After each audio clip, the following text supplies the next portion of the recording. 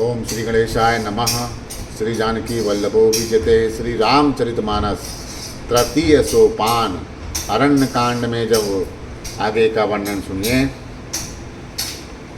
अरण्य कांड में जब श्री रामचंद्र जी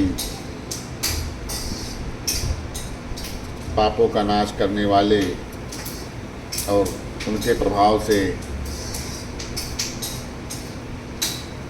ऐसा कहा जाता है कि उनकी माया गूलर के विशाल वृक्ष के समान है। अनेक ब्रह्मांडों के समूह जिसके फल हैं।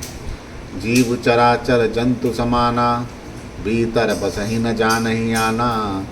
ते फल भच्छ कठिन कराला, तब भय डरत सदा सो काला।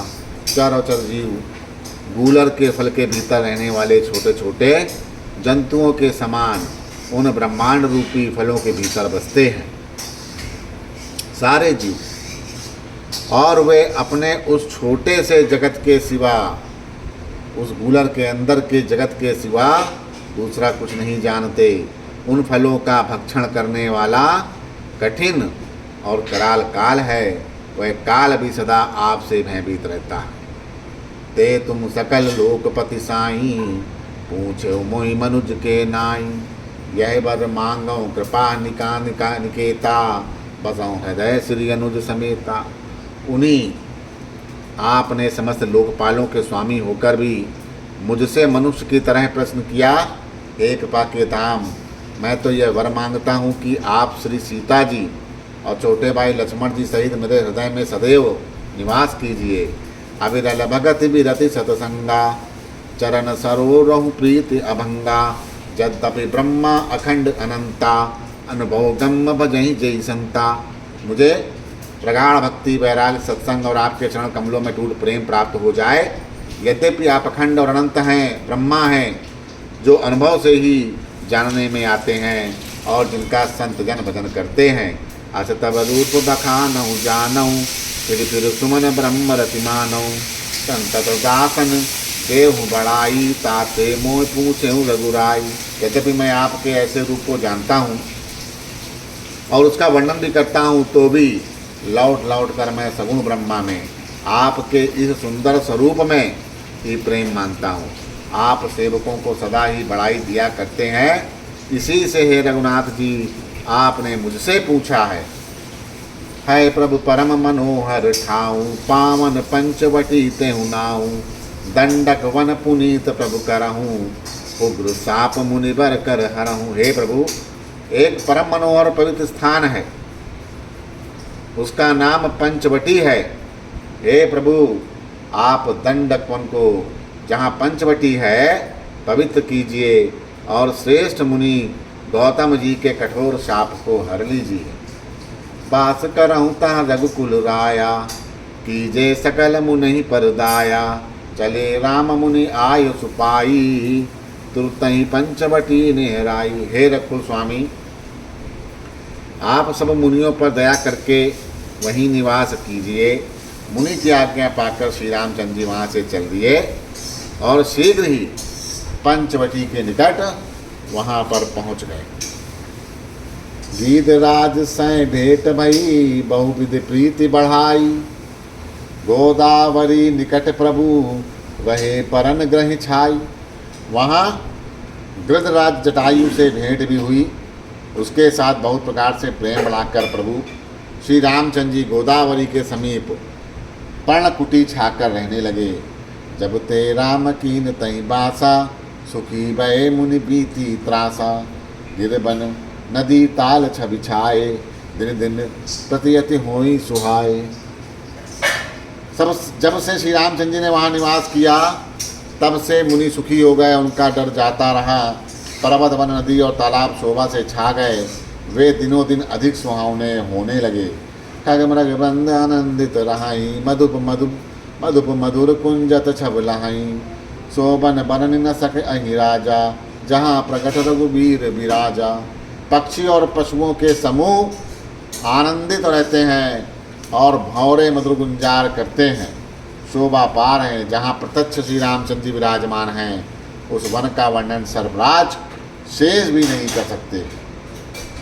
एक बार प्रभु सुख आसीना, लक्ष्मण बचन कहे छल छीना।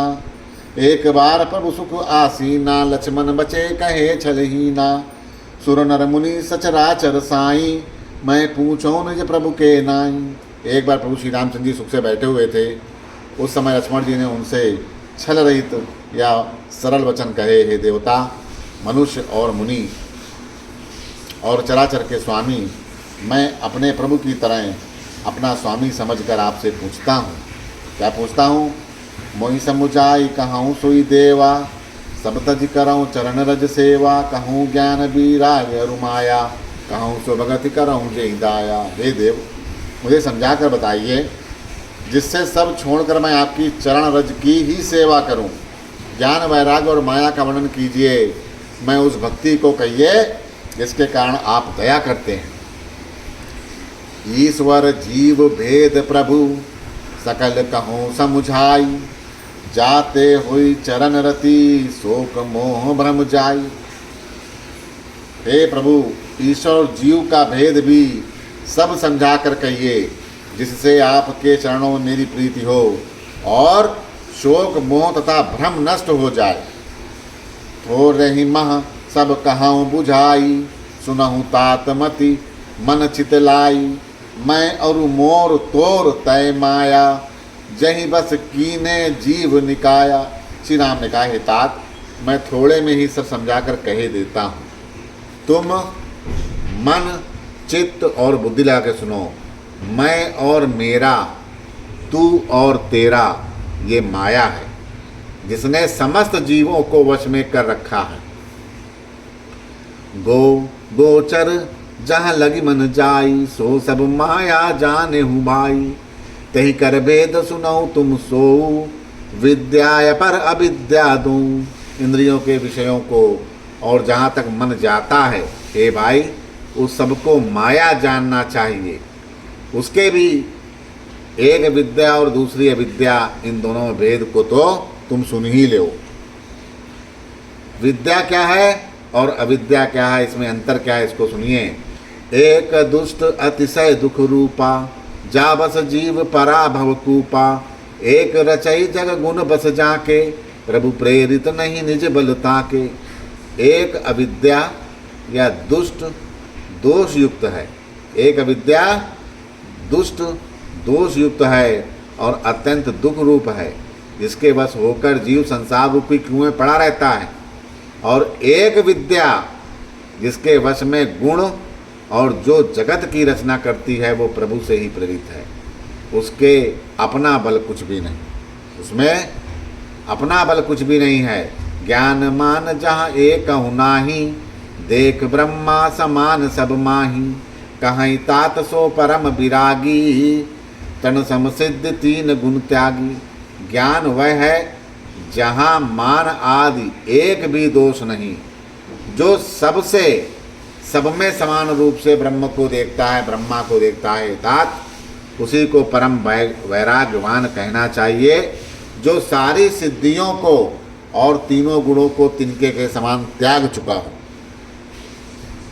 तीनों गुणों को, जिसमें मान, दंभ, हिंसा, क्षमा, राहित्य, टेढ़ापन, आचार सेवा का अभाव, अपवित्रता, अस्थिरता, मन का निगृहित होना, इंद्रियों के विषय में आसक्ति, अहंकार, जन्म मृत्यु जरा, व्याधिमय जगत में सुख बुद्धि, स्त्री पुत्र घर आदि में आसक्ति तथा ममता, इष्ट और अनिष्ट की प्राप्ति में हर्ष, शोक, भक्ति का अभाव, एकांत में मन ना लगना, विषयी मनुष्य के संगम में प्रेम, ये 18 ना हो और नित्य अध्यात्म में स्थित तथा तत्वज्ञान के अर्थ, तत्वज्ञान के द्वारा जानने योग परमात्मा का निदर्शन हो, वही ज्ञान कहलाता है। जिनमें ये 18 चीज़ें ना हो, देखिए गीता में भी लिखा हुआ है, माया ईस न आप कहूँ, जान कही सो जीव। बंद मोक्ष पद सर्व पर, माया प्रेरक सी। जो माया को ईश्वर को और अपने स्वरूप को नहीं जानता उसे जीव कहना चाहिए। जो माया को न समझे, ईश्वर को और अपने स्वरूप को नहीं जानता, वही जीव है। जो कर्म के अनुसार बंधन और मोक्ष देने वाला है, सबसे परे और माया का प्रेरक है, वो ईश्वर है। और जो बंधन और मोक्ष देने वाला सबसे परे और माया का प्रेरक है, वही ईश्वर है। धर्म ते विरति जोग ते ज्ञाना, ज्ञान मोक्ष प्रद वेद बखाना, जाते बेग द्रवऊ मैं भाई, सो मम भगति भगत सुखदाई। धर्म से वैराग्य और योग से ज्ञान होता है। धर्म से क्या होगा? वैराग्य होगा, और योग से ज्ञान होगा, और ज्ञान मोक्ष का देने वाला है, ऐसा वेदों में वर्णन किया गया है। और हे भाई, जिससे मैं शीघ्र ही प्रसन्न होता हूँ, वह मेरी भक्ति है, जो भक्तों को सुख देने वाली है।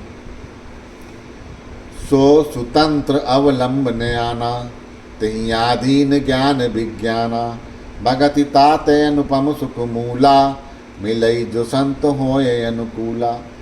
वह भक्ति स्वतंत्र है, जिसको ज्ञान विज्ञान आदि दूसरे साधन का सहारा नहीं है। वह भक्ति स्वतंत्र है, ज्ञान और विज्ञान तो उसके अधीन है। ये तात भक्ति अनुपम एवं सुख की मूल है, और वह तभी मिलती है जब संत प्रसन्न होते हैं। भगत की साधन कहाँ बखानी, सुगम पंथ मोहि पावहि प्राणी, प्रथम ही विप्र चरण यति प्रीति, निज निज कर्म निरत श्रुति रीति। अब मैं भक्ति के साधन विस्तार से कहता हूँ। यह सुगम मार्ग है, जिससे जीव मुझको सहज ही पा जाते हैं। पहले तो ब्राह्मणों के चरणों में अत्यंत प्रीति हो, और वेद की रीति के अनुसार अपने अपने वर्णाश्रम के कर्मों में लगा हो। यही कर फल पुनि विषय विरागा, तब मम धर्म उपजे अनुरागा, श्रवणादिक नव भक्ति दृढ़ाई, मम लीला रति यति मन माही। इसका फल फिर विषयों से वैराग्य होगा। तब वैराग्य होने पर मेरे धर्म में प्रेम उत्पन्न होगा। तब श्रवण आदि 9 प्रकार की भक्तियाँ दृढ़ होंगी, और मन में मेरी लीलाओं के प्रति अत्यंत प्रेम होगा। संत चरण पंकज अति प्रेमा, मन कर्म वचन भजन दृढ़ नेमा, गुरु पितु मातु बंधु पति देवा, सब मुहि कहाँ जाने दृढ़ सेवा। जिसके संतों के चरण कमल में अत्यंत प्रेम हो, मन वचन और कर्म से भजन का दृढ़ नियम हो, और जो मुझको ही गुरु पिता माता भाई और पिता या पति और देवता सब कुछ जाने और सेवा में दृढ़ हो। मम गुण गावक पुलक शरीरा, गद गद गिरा नयन बह नीरा, काम यादि मद दम्भ न जाके, ताते निरंतर बस मैं ताके। मेरा गुण गाते समय जिसका शरीर पुलकित हो जाए, वाणी गदगद हो जाए, नेत्रों से प्रेम के आंसू या जल बहने लगें, और काम मद और दंभ आदि जिसमें ना हो, हे भाई, मैं सदा उसी के वश में रहता हूँ। वचन कर्म मन मोर गति, भजन करहिनी काम, तिनके हृदय कमल महू करऊँ सदा विश्राम।